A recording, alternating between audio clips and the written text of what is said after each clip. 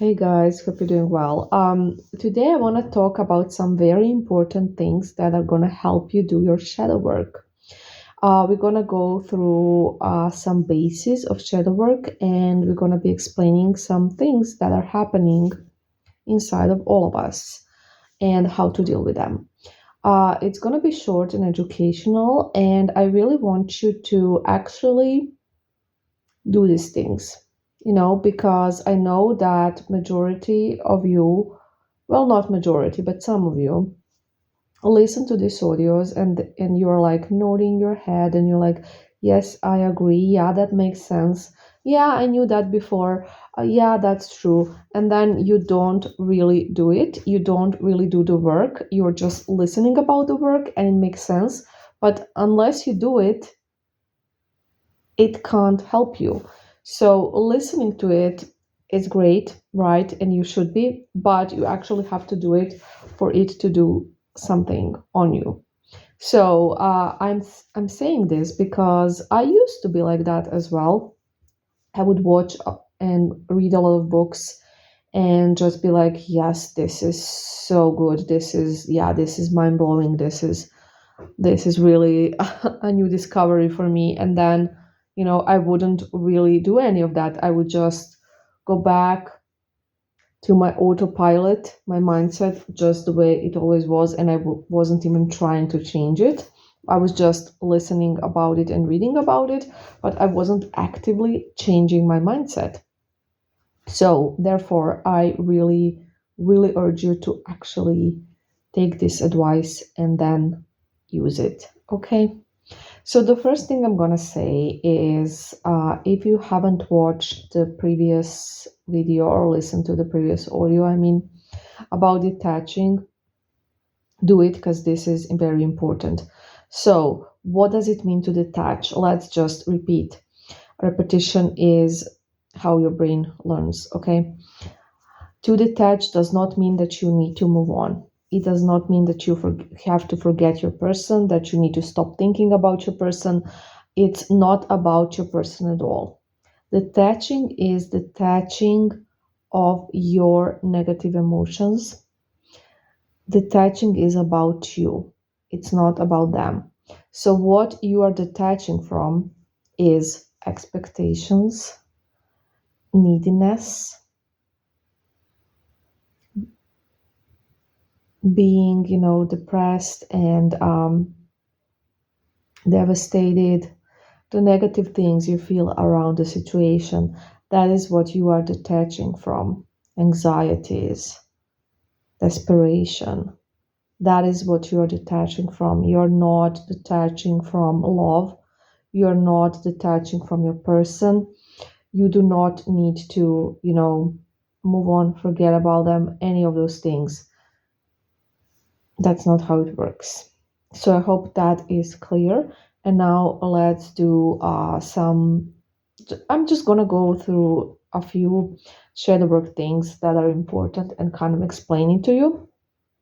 So we're gonna start with rejection because we all have fear of rejection and we all take rejection really personally. And I'm gonna explain why. I'm going to explain why you are reacting so anxiously and um, why you're so attached to being rejected. So basically, here's the problem. The reason why you are feeling rejected is because you are not giving some things to yourself. You're not validating yourself and you're expecting for the other person or other people to give you that validation. So you are not choosing yourself and you are expecting for others to choose you. So you need others to choose you because you're not choosing you. You need others to tell you you are good enough. I'm choosing you because you're not doing it yourself. And to explain it further, it's kind of like if you, for example, learned to cook and you could prepare your own food, you would not need to depend on others to prepare food for you, right? So if you would truly, do the work on yourself and love yourself and think you're enough and choose yourself, you would not depend on others to do it for you. That does not mean that you wouldn't like to be with somebody or that you couldn't be loved and things like that. That's not the point. So if you learn to prepare your own food, you no longer depend on others to prepare it for you. You are already well fed, right? But if somebody else wants to do it for you, it's like a bonus. It's like, okay, I already feel like this. I already feel full, but sure, I'm gonna take it. So I hope this makes sense. Basically, you are giving yourself the validation and giving yourself the love, and you have it.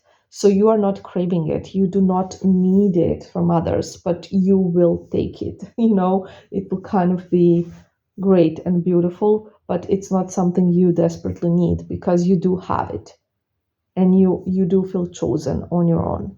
So I hope this makes sense. I tried to explain it the best way I could. So that is how you deal with rejection, with the feeling of being rejected, by choosing yourself, by working on self-love. That's it. It's quite simple, but and it can be really simple. You just need to do the work and truly do it, and that's it. So the next thing I want to talk about are triggers. I guess we all kind of already know what triggers are. It's when somebody does or says triggers us. If somebody leaves us, if somebody breaks up with us, if somebody rejects us, it's a trigger, right? So triggers are actually blessings. They're blessings. I know we all hate them, but they're blessings. And you know why?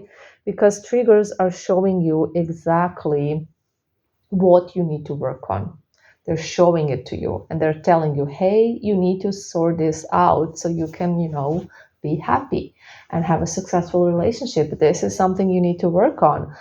They're showing you exactly what you need to work on. So they're basically showing you what you need to heal. They're showing you parts of you that are still bothering you, parts of you that haven't been healed. That's what triggers do. Also, if you're going to be running from your triggers or just running from anything that's uncomfortable, it's going to chase you. And it's not chasing you because it wants to harm you. It's chasing you because these parts of you want to be recognized. They want to be healed. They want you to deal with them because they're there and they're not healed and they need that. So, you need to address those parts that you're running away from. Maybe things you're ashamed of, or things you regret, or the hurt parts of you, the rejected parts of you. You need to deal with those parts. Until you do, they're going to be chasing you all the time, through situations, through people, just through your mindset. Limiting beliefs are something you need to deal with. Your mind is telling you lies all the time, and you have to recognize what are the lies that I've been telling myself. There are so many things inside of you that you need to deal with, and that's going to really help you to become the best version of yourself, to become peaceful, to stop having anxieties, fears. Don't you want to live peacefully without all of these anxieties and attachments and everything? I bet you do. And this is the way to do it. The solution is not getting your ex back. We are working on that, and that's great. I mean, you need love, sure. But the solution to those anxieties and fears and just uncomfortable things inside of you is shadow work, is working on yourself, vibrational work, whatever you want to call it. That is the solution. That is the only solution.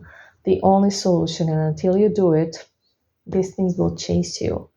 And you can run all you want. But they are not going to stop because they want to be healed. They want to be recognized. And that's just that. Recently, I had this client in coaching. She's in victim mentality, so she just got coaching. And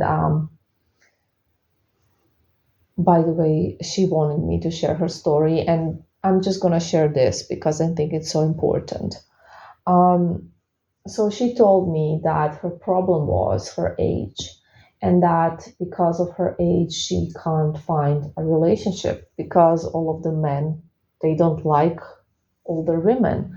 And she knows this is a fact because there's so many comments on social media about it, and just men talking nasty stuff, and things like that. And sure, that is true. There are men like that. And I have talked about this before, I believe. But not all men are like that. Those are some men. And she's focusing only on those men. And she has her whole mindset around those men. So she took that belief as her own that they are having. She took it as her own. So now, it's engraved in her mindset, and she's convinced that this is the problem.